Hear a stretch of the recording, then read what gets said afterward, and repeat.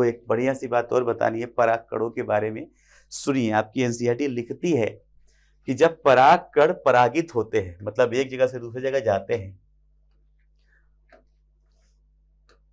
NCERT की कहानी है तो बताना ही है, बता देता हूं।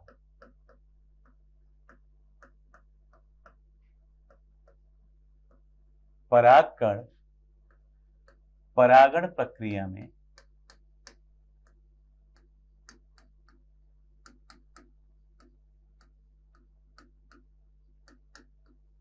परागकण जो है परागण प्रक्रिया में मानव संपर्क में आते हैं।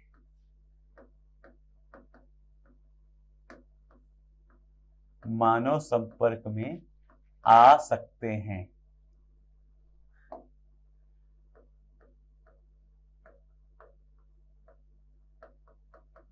ये क्या होते हैं? मानव संपर्क में आ सकते हैं। बहुत से परागकण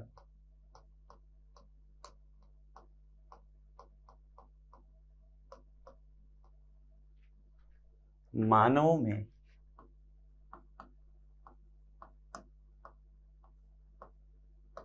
एलर्जी पैदा करते हैं। थोड़ा सा थ्योरेटिकल है ये सब कुछ, ये वाला हिस्सा आज वाला। बहुत से क्या करते हैं? एलर्जी पैदा करते हैं। एलर्जी पैदा कर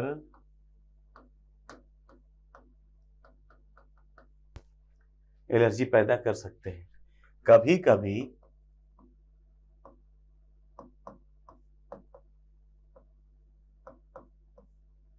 आकार में बहुत छोटे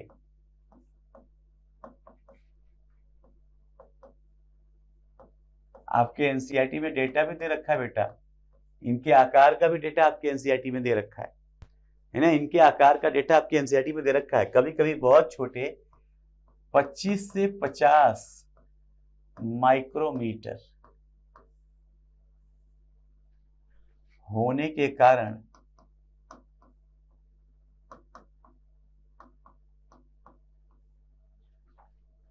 ये श्वास नलिका में जाकर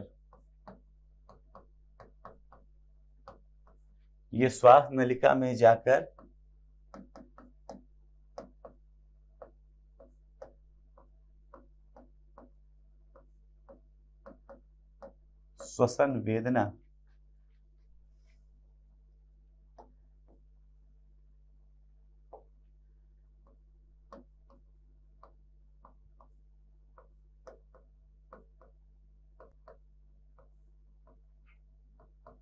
या विकार भी उत्पन्न करते हैं।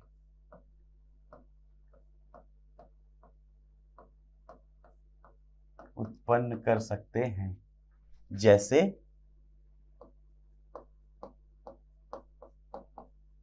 दमा, अस्थमा। ये दमा अस्थमा ऐसी बीमारियां भी दे सकते हैं इंसान को। क्लियर बच्चे? ये सब एनसीईआरटी की डेटा लिख रहा हूं क्योंकि लाइन आपको यही लिखनी पड़ेगी, इसलिए है ना। सीखने सिखाने वाली कोई बातें नहीं है ये एनसीईआरटी, इस पे कोई टेढ़ा सवाल नहीं बनेगा। ये याद है तो याद है और नहीं याद है तो नहीं याद है, ऐसी चीज है। तो एनसीईआरटी का डेटा है बेटा, इसलिए बस लिख रहा हूं फटाफट। आप लोग एक बार पढ़ेंगे तो आप लोगों की किताब में मिलेंगी ये सब चीजें। यहाँ पे एक और बढ़िया सी बात लिखी है, यहाँ पे एक और बहुत बढ़िया सी बात लिखी है। भारत में क्या बोलते हैं उसको? पार्थेनियम।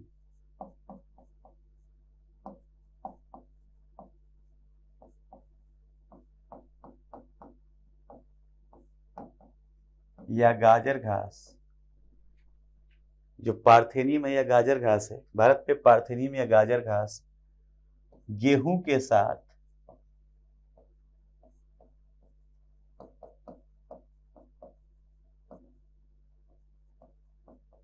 आयातित हो गई थी।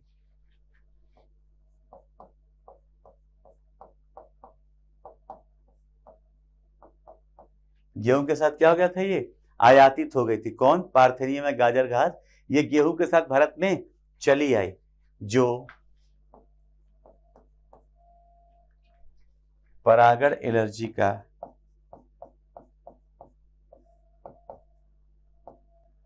जो परागकण एलर्जी का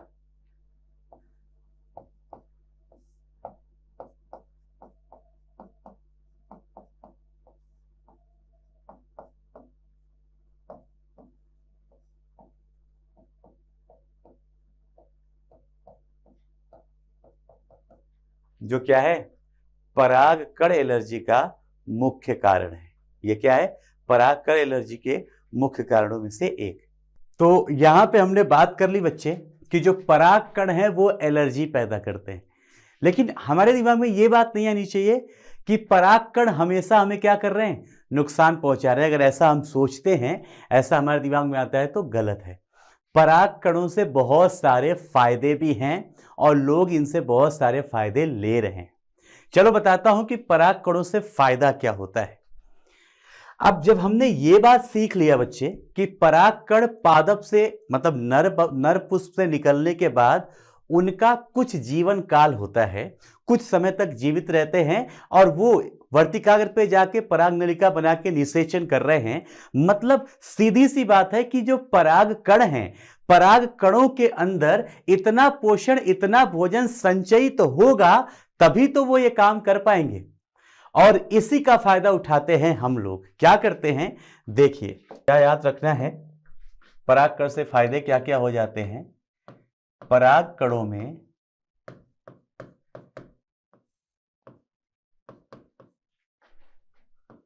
भोजन संचित अवस्था में पाया जाता है।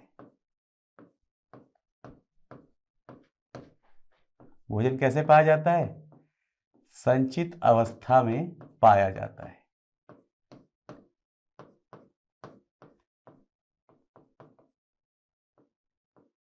परागकणों में भोजन कैसे पाया जाता है, संचित अवस्था में। और समझिए, हम लोग उसी भोजन को, परागकणों के अंदर जो संचयित भोजन है, उसी भोजन को निकाल के और पॉलन टैबलेट बना चुके हैं, जो हमारे लिए, हमारे खाद्य पदार्थों की आपूर्ति के लिए यूज होता है, एज ए सप्लीमेंट, संपूरक के तरह यूज होता है। तो यही चीज याद रखना है आपको। परागकणों में संचित, परागकणों में संचयित भोजन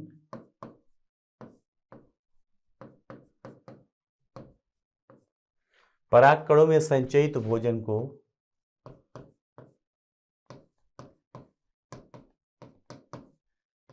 टैबलेट के रूप में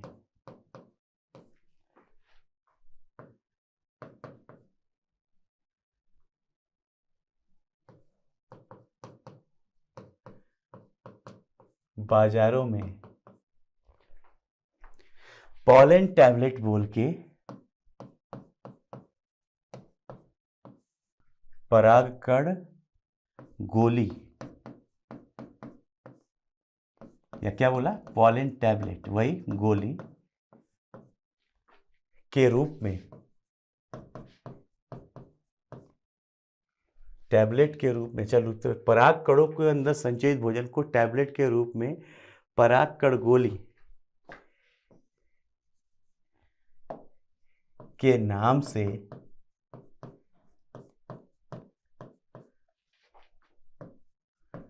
हाल के वर्षों में ही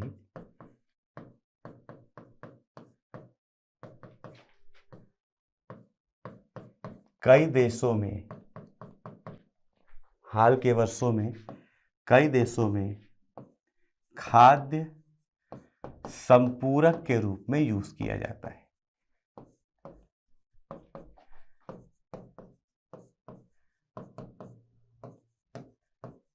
खाद्य संपूरक के रूप में उपयोग में लिया जाता है, उपयोग में लिया जाता है। स्पष्ट है बच्चे? और सुनिए, और सुनिए इसकी कहानी। पराग कण के अंदर संचयित भोजन से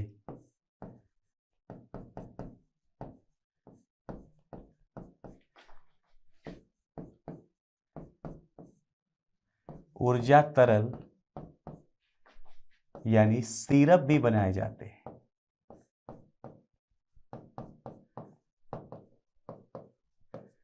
सिरप भी बनाए जाते हैं।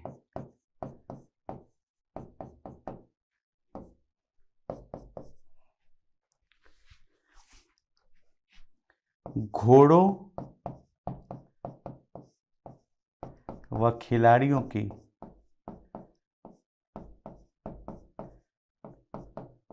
घोड़ों व खिलाड़ियों को त्वरित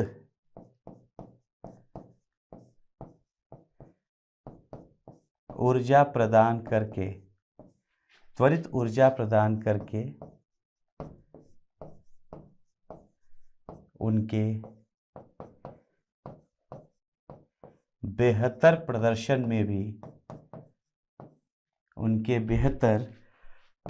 में भी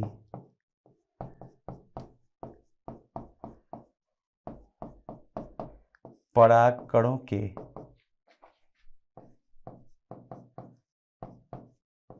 संचित भोजन को उपयोग में लिया जाता है। क्या किया जाता है? उपयोग में लिया जाता है। ये सब बच्चे क्या हो गए? ये सब हो गए हमें फायदे। ये सब हमें क्या है? ये सब हमें फायदे हैं परागकण के। यानी परागकण के अंदर हमने क्या क्या पढ़ लिया? देखो, पहले तो हमने पढ़ा परागण क्या है। पहले हमने क्या पढ़ा? हमने पहले पढ़ा कि परागण क्या है। परागण क्या है ये सीखा। फिर उसी में हमने एक बात की कि भाई जो परागकण होते हैं, ये विभिन्न परागकणों की जो आयु सीमा है वो विभिन्न होती है। कुछ प्रजातियों का उदाहरण आपके एनसीईआरटी में दिया था, मैंने वो भी मेंशन कर दिया, आपके जो पुस्तक में दे रखा है। फिर हमने ये भी बात की कि ऐसा नहीं है कि परागकणों को जैसे हम लोग मानव के शुक्राणुओं को हम संचयित करके रख सकते हैं द्रवित नाइट्रोजन में -196 डिग्री सेल्सियस पे तापमान पे, जिसे हम लोग क्रायो प्रिजर्वेशन बोलते हैं, हम उस तरीके से भी इसको प्रिजर्व करके संरक्षित करके रख सकते हैं और आवश्यकता पड़ने पे लंबे समय के बाद में उपयोग में ले सकते हैं। तो हमने पहले इसकी जीवन काल के बारे में पढ़ लिया। इंपॉर्टेंट है, छोटी छोटी लाइनें हैं, सीधी सीधी पूछी जाती हैं और सीधा सीधा ही आपको लिखना होगा। ठीक है, हमने ये पढ़ा। फिर हमने तुरंत तत्काल प्रभाव से ये भी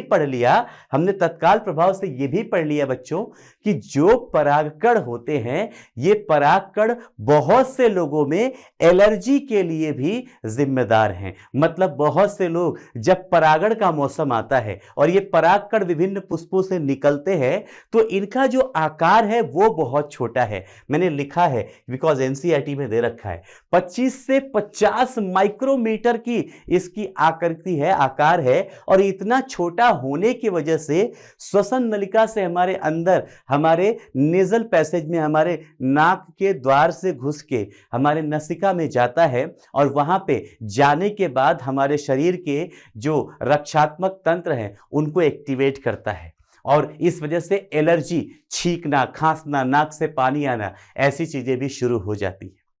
क्लियर है बच्चे? तो परागकण एलर्जी का भी कारण है। हमने बात की, एनसीईआरटी में दी एक बढ़िया सी लाइन की कि जब कैरेट ग्रास या पार्थेनियम, जब गाजर घास या पार्थेनियम जो गेहूं के साथ, किसके साथ? जो गेहूं के साथ भारत में आ गया था, वो पराग एलर्जी का एक मेन कारक है।